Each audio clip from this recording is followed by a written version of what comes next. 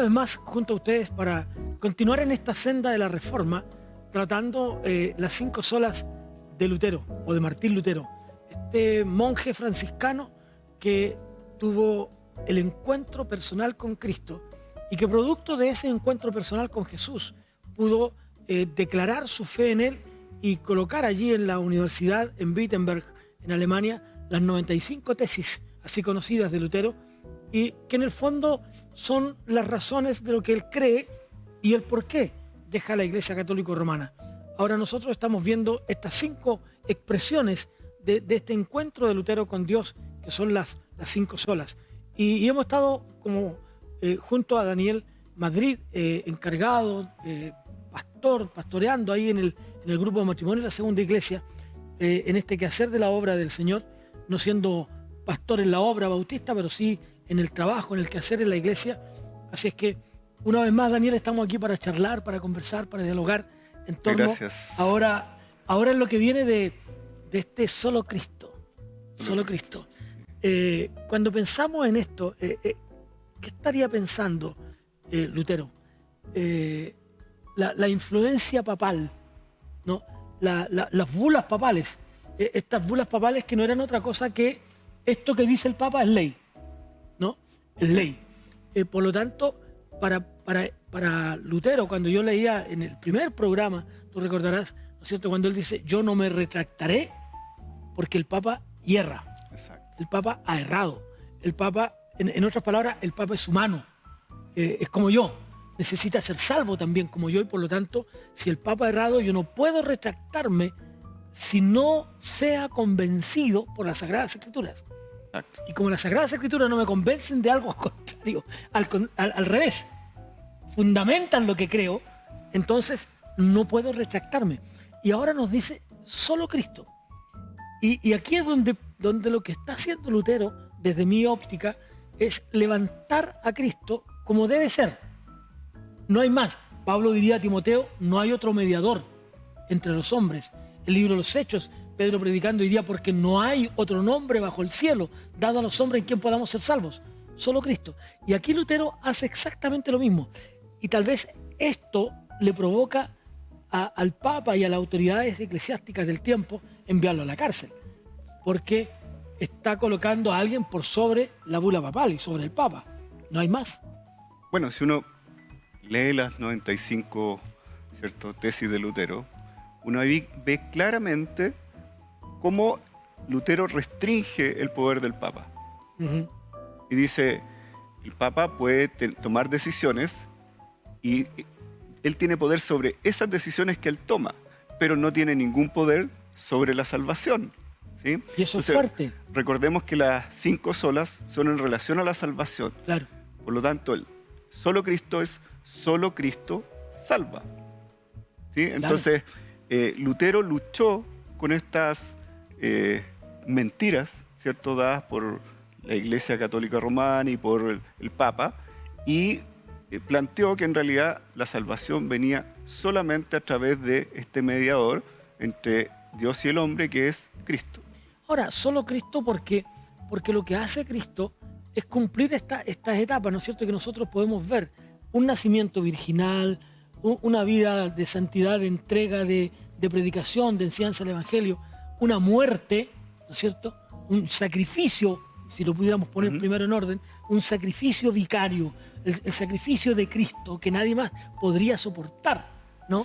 Y una sepultura, como dirían los salmistas y como dirían los profetas, una sepultura nueva que nadie más hubiera ocupado.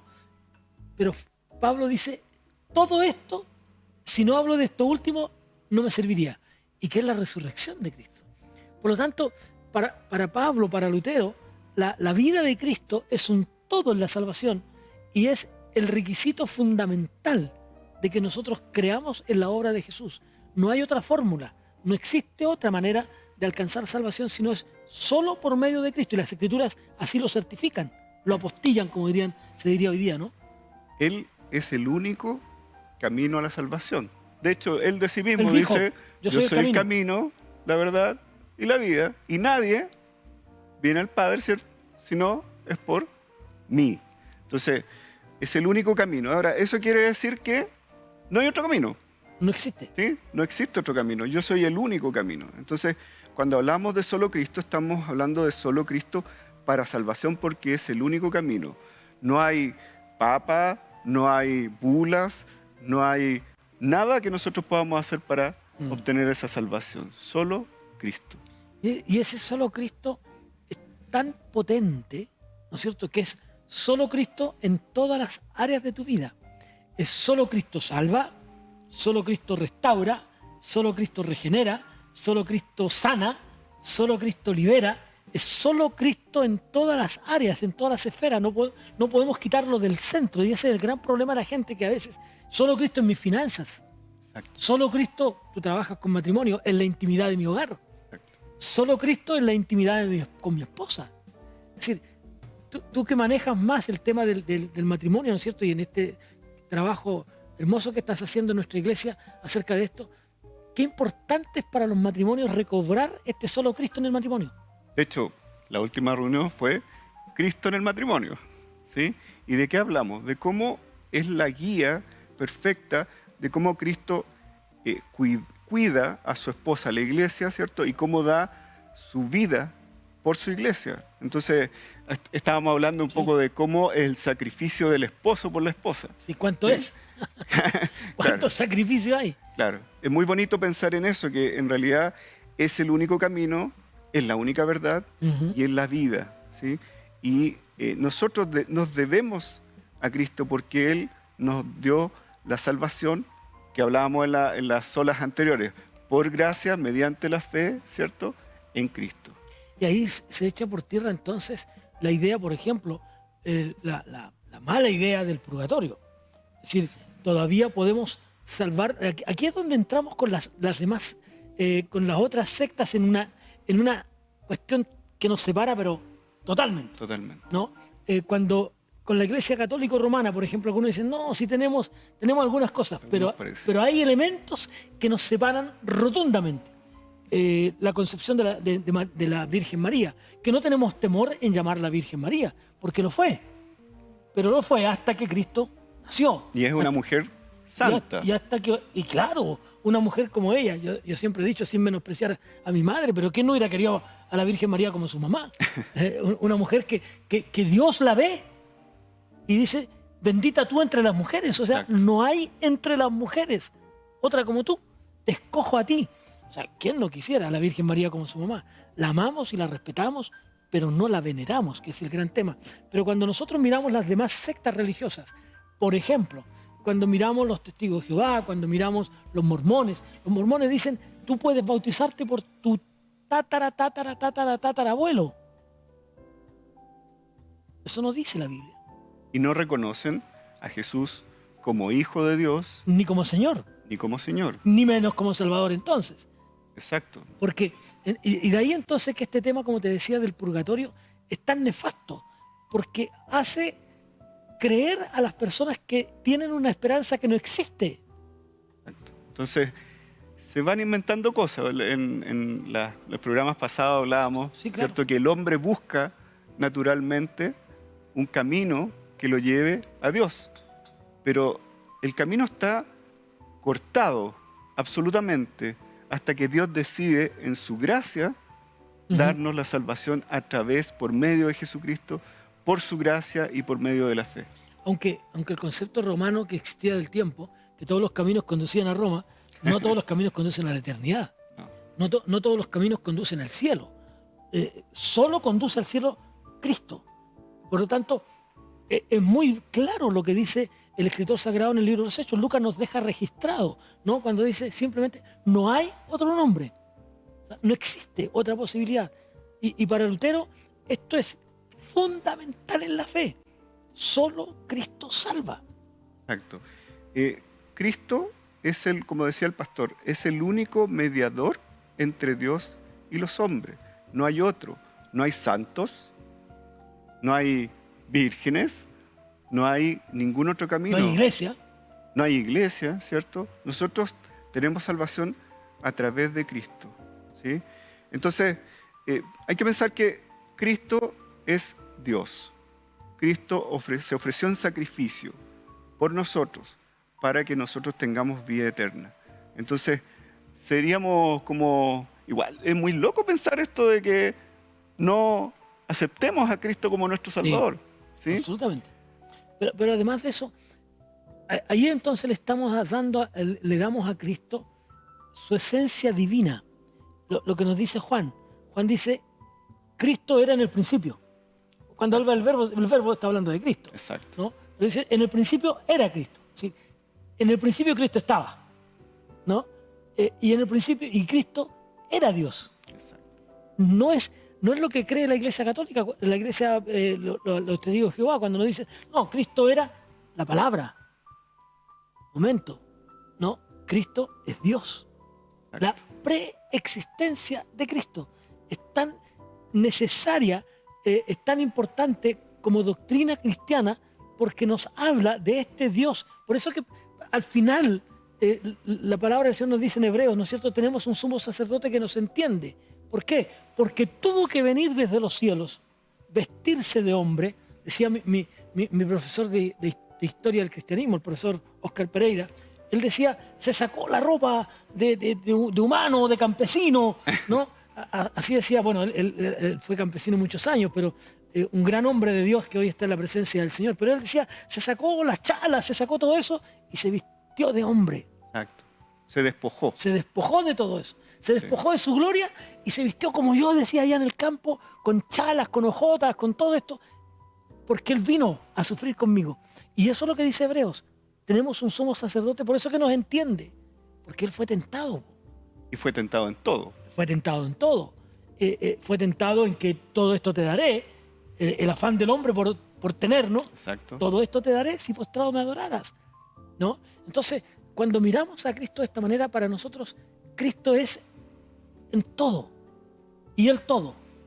Él nos comprende porque fue tentado en todo. Habla de la pasión de los ojos, Sí, claro. la pasión, ¿cierto? De la carne, ¿cierto? La pasión de la vida. Él comprende nuestro sufrimiento, ¿sí? Y Él sufrió todo lo que no merecía. Exacto. ¿Sí?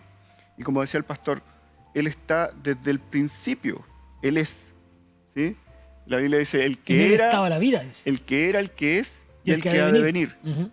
Y Él va a venir a juzgar a la humanidad. Pero nosotros, los salvos, ¿cierto? No vamos a pasar por ahí. ¿Sí?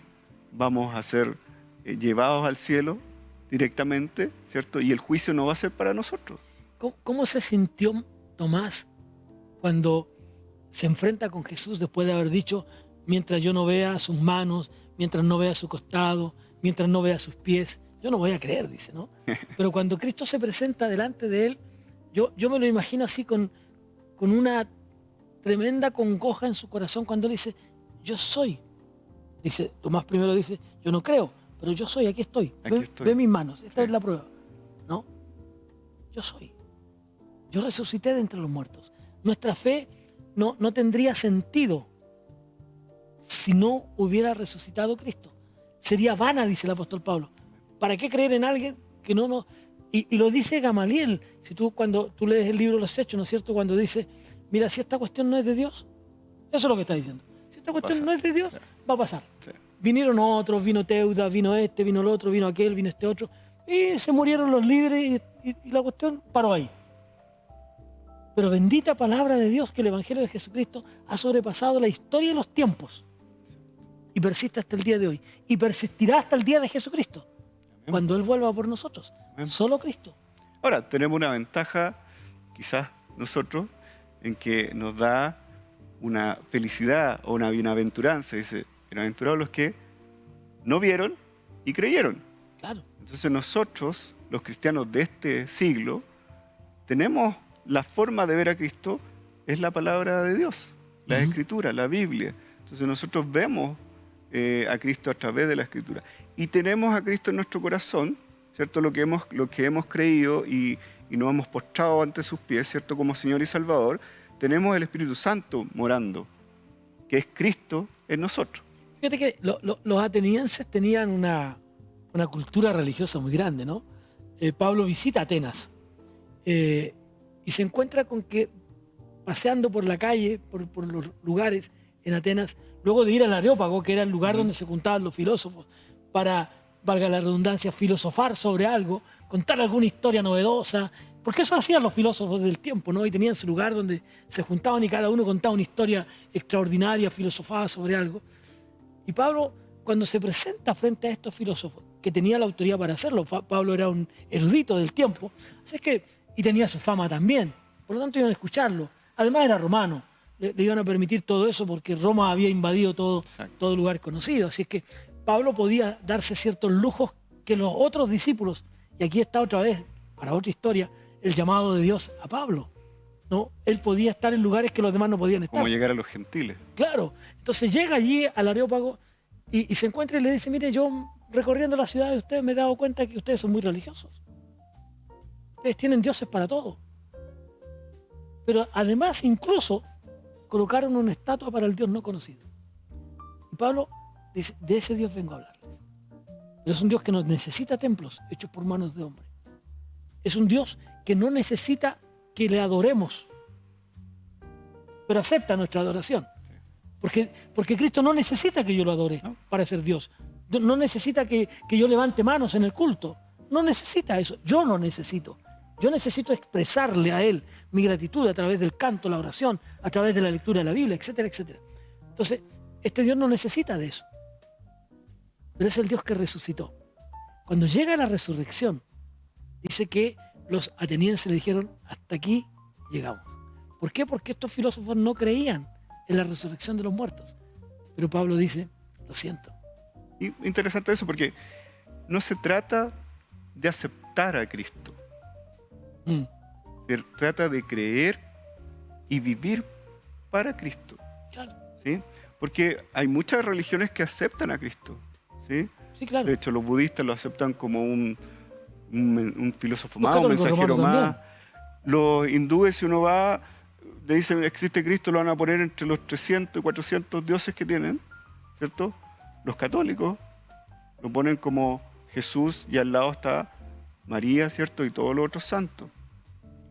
Lo que hay que pensar es que Jesús es el único camino, es el único mediador entre Dios y los hombres. Y por lo tanto, al único que debemos rendirnos, ¿cierto? Con adoración, es a Jesús. Eso nos va a llevar a la verdad y a la vida. Ahora, descubrimos a Cristo, otra vez, volviendo al primer capítulo, descubrimos a Cristo en las páginas de la Biblia. No necesitamos hoy día otro iluminado, otra iluminación.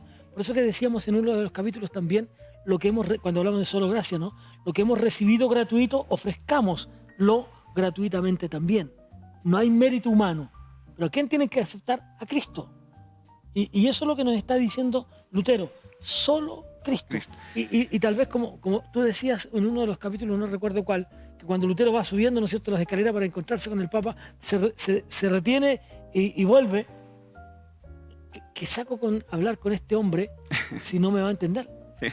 Hay una historia que siempre le cuento a las personas con las que converso. Digo, mira, tú tienes un problema, ¿cierto? Tú tienes un problema espiritual y tú vas y le pides a un santo, ¿cierto? Porque es una persona que cree en los santos.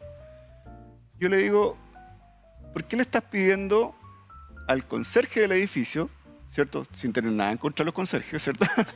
Conserje del edificio. Son necesarios. Si tú tienes acceso al dueño del edificio, ¿por qué estás hablando con el conserje del edificio? Y es así que llevamos nuestra vida. Nosotros buscamos, ¿cierto? Los que no son cristianos buscan ayuda, buscan incluso salvación en objetos, en personas que están muertas y que no tienen ningún poder para salvar. Solo Cristo es poder para salvación. Y eso es lo que ustedes debieran tener muy claro y entregar sus vidas a Cristo, que es el único mediador. Claro, es que la gente recurre, usando la misma ilustración que haces, al conserje porque es más rápido, porque es más cercano y porque es el que tengo ahí, ¿no? Entonces, si yo me invento un Dios, fíjate que Isaías, si yo me invento un Dios es más fácil, ¿no? Isaías nos habla, dice, el hombre es tan necio Isaías habla de la necedad del ser humano. Dice, el hombre es tan necio que toma un tronco de árbol, lo corta, una parte de ese tronco hace fuego, cocina sus alimentos, se calienta, hace un montón de cosas con él. Con otro trozo de ese árbol, hace una figura que la construyó él mismo, del mismo árbol que quemó. Y ahora dice, viene y lo adora. ¿Acaso no es una necedad eso?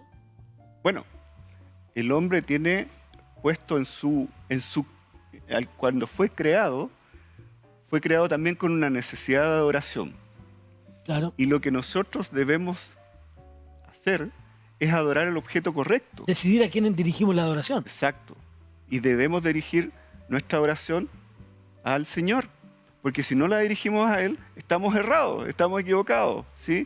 Si quieren tomarlo así, están perdiendo el tiempo, ¿sí? Porque no están obteniendo lo que adorar a Dios, ¿cierto? Y adorar a Cristo se puede obtener, que es la salvación. Sí, y yo siento que las Sagradas Escrituras nos dejan muy claro, cuando Juan habla en la isla de Patmos, estar lejos del centro que él tenía, cuando es mandado para estar encarcelado ahí en Patmos, cuando habla del retorno, él no habla de un ángel, él habla de Cristo. Él no dice el que viene a rescatarnos es un ángel, sino que él dice, yo vi al Hijo de Dios viniendo en una nube. O sea, nos da a entender entonces, otra vez, que la promesa de Cristo de volver por nosotros es real y que no envía un emisario a buscarnos. Viene el mismo. Va a venir el dueño del hotel. Exacto. El dueño del edificio. El dueño del edificio. Viene el mismo a buscarnos. No envía un emisario para que, como ocurre cuando uno pide una audiencia con el presidente o con alguna autoridad, ¿no es cierto? Manda primero a alguien y dice, mire, el presidente, el alcalde, el gobernador, quien quiera que sea, le espera en su oficina. Pase. No, aquí viene el dueño, viene el Salvador, viene el mediador, viene el que entregó su vida. Ahora se da el tiempo para venir a buscarnos. Pero no viene de la misma forma. Absolutamente. No, sí, de todas maneras. No viene en son de paz. No, ahora viene en gloria y majestad. Claro.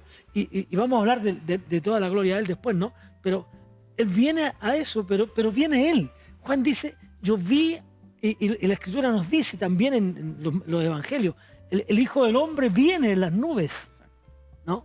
Está retratado en los evangelios. Pero yo vi, dice allí, al Hijo de Dios sentado a la diestra del Padre. Y Él viene a buscarnos. Exacto. Entonces no debemos esperar a este Jesús, ¿cierto? De alguna manera, este Jesús tan humilde que llegó a la tierra, ¿cierto?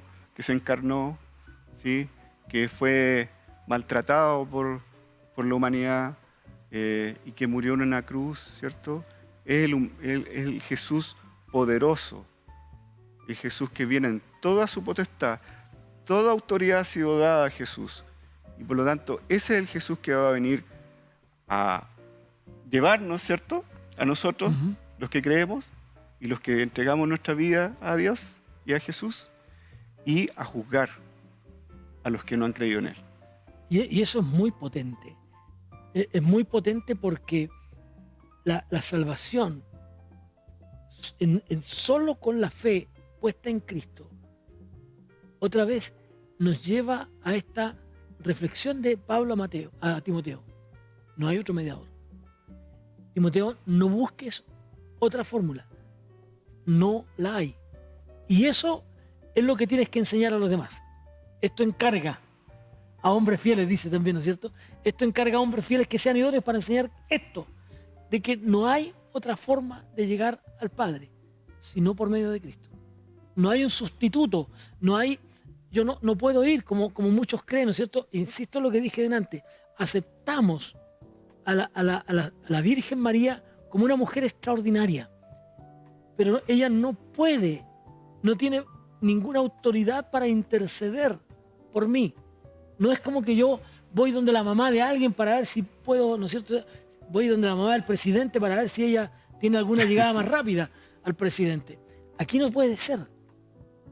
Aquí tengo que ir directamente a Cristo. Sí, la palabra en Colosenses dice, en Él habita toda la plenitud, ¿cierto? Toda la deidad de Dios. Toda la deidad. Sí. Entonces, en Él tiene el poder absoluto, la autoridad absoluta, ¿cierto? En toda la creación y fuera de la creación también. Entonces, Él es el Cristo, el que vino, ¿cierto? El que se llamó Jesús, ¿cierto? Jesús significa salvación, el que vino a salvar a la humanidad. Entonces, crean en Jesús, ¿cierto? Entreguen su vida a Jesús. ¿Y cómo lo pueden hacer? Viendo la Biblia. Absolutamente. ¿Sí? No hay otro camino, amigos. Cristo es el todo y en todo. Si nosotros recibimos, como bien decía Daniel, a Jesucristo como nuestro Señor y Salvador, no cambiemos las cosas, ¿no? Algunos reciben, dicen, ven a Jesús y Él te va a sanar. No. Él primero te salva. Él primero te salva. Y te ayudará con tus dolencias y con tus problemáticas. Te ayudará a enfrentarlas. A lo mejor los problemas ni siquiera se van a ir. No. Van a mantenerse ahí. Pero ahora los enfrentaremos de manera distinta, de manera diferente. Con la alegría de saber que Cristo está con nosotros. Amén. Con el gozo de su presencia en nosotros. Así es que si usted no ha tenido un encuentro con Jesús, este es el tiempo. Venga a Jesús y Él le restaurará. Él restaurará su comunión con Dios. Él restaurará y bendecirá a su familia y el lugar, el entorno donde usted está. Solo Cristo y nada más que Cristo puede ofrecernos eterna salvación. Que Dios les bendiga.